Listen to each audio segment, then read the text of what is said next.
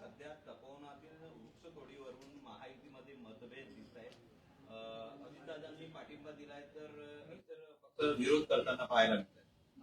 नाही, मुळामध्ये कुंभमेळा या महाराष्ट्रामध्ये अनेक वेळा झाला.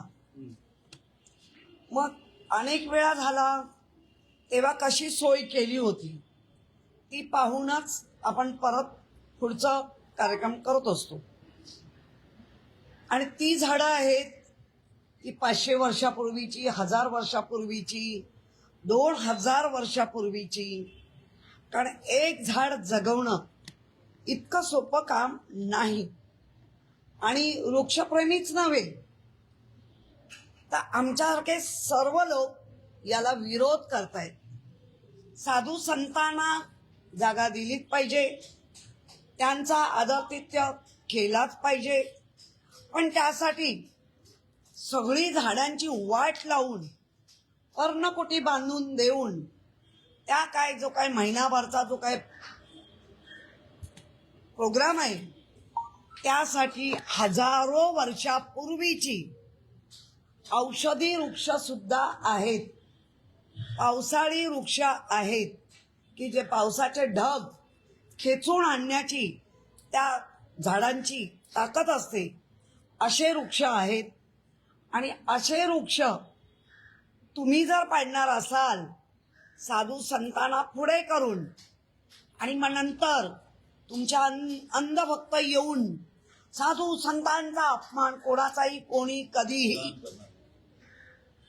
अपमान करणार नाही, कोणच. त्यांचा मान सन्मान झालाच पाहिजे. पण याच्या आधी जेव्हा कुंभमेळा आला तेव्हा कसं केलं होतं? तेव्हा झाडं बिडं तोडली होती का? तर नाही. आज पण तशाच पद्धतीने करा. झाडांचे जे डेरे आहेत त्या डेऱ्याने एक करा, त्याच्यावर करून ती पर्णकुटी बांधा. त्यांनाही आवडेल, कारण निसर्गाच्या सानिध्यात.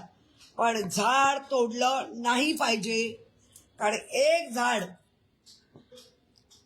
प्रत्येकाच्या वंशाची वेल दाखवतं. कधीतरी आजोबा खापर पंजोबानी लावलेली असते आणि मग खापर पंतू पर्यंत ते झाड कळतं. त्यामुळे अशी परंपरा, वंश परंपरा गेलेली अनेक वर्ष त्या झाडाला कोणी हात नाही लावला. तर ह्या कुंभमेळ्याच्या आड राहून तुम्ही त्या संपूर्ण तपोवनचं आड रान करणार असाल ते होऊ देणार नाही. नितेश राणे म्हणतात बकरी देते त्यावेळी हे लोक कुठे जातात? जे विरोध करतात बकरी देते त्यावेळी हे लोक कुठे असतात? बकरी ईदच्या वेळेला झाडं तोडली जात नाही. बकरी ईदच्या वेळेला झाडाचे पाला पाचोळा जो असाच पडतो, अनेक वर्ष राहतो. मी त्यांची बाजू नाही घेत, ईद वगैरे म्हणून नव्हे. तर असे पण प्राणी मोठे ते वरचं पाला पाचोळा, जो पाला पाचोळा खाली पालावर ती पानं खातात. तीच पानं, त्याला झाडतोड नाही म्हणत. त्याला जी तोडली जाते त्याच्यामुळे अधिक मोठ्या प्रमाणात परत पानं येतात आणि झाडाचं मूळ कडक होतं, मजबूत होतं. त्यामुळे मला असं वाटतं झाड मुळापासून तोडणं आणि झाडावरची पानं तोडणं ह्याच्यात शाळेतच शिकवलंय, भिन्न भिन्न आहे. तपोवनाच्या वृक्षतोडीवरून सयाजी शिंदेची जी भूमिका आहे त्याला विरोध केलाय गुणरत्न सदावर्तेंनी. त्यांचं म्हणणं आहे की साधू संतांचा अपमान सहन केला जाणार नाही. सयाजी शिंदेचं धरणं स्क्रिप्टवर आहे असं पण म्हणाले. मुळामध्ये ना त्या गुणवर्ते यांच्यावर काय बोलायचं?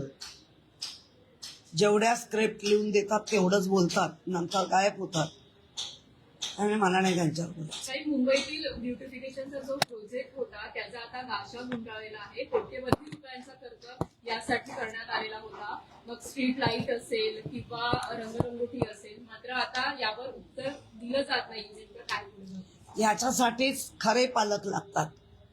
हे सावत्रपणाचे पालक आले ना की जी सावत्रपणाची भूमिका मुलांना मिळते ना, तीच आमच्या मुंबईला सावत्रपण मिळालं, मुंबईला ओरबडलं, मुंबईला थोबडलं, मुंबईच्या पोटातलं सगळं काढून नेलं.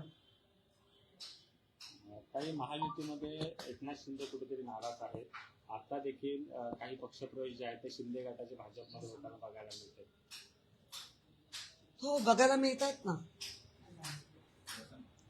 दोन गोष्टी, एकतर त्यांच्याबद्दलची असलेली विश्वासार्हता भाजप संपुष्टात आणता आहेत का, किंवा त्यांच्याकडे समृद्धी झालेलं मायाजाल त्याच्यावर अटकाव आणून ती समृद्धी दुसऱ्यांना मिळू नये ह्याचा प्रयत्न आहे का.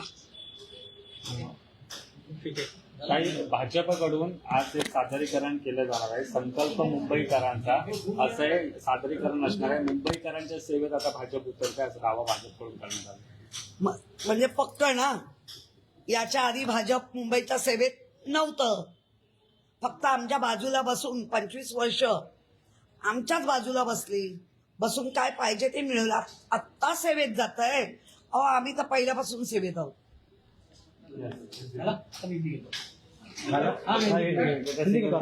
थांबा.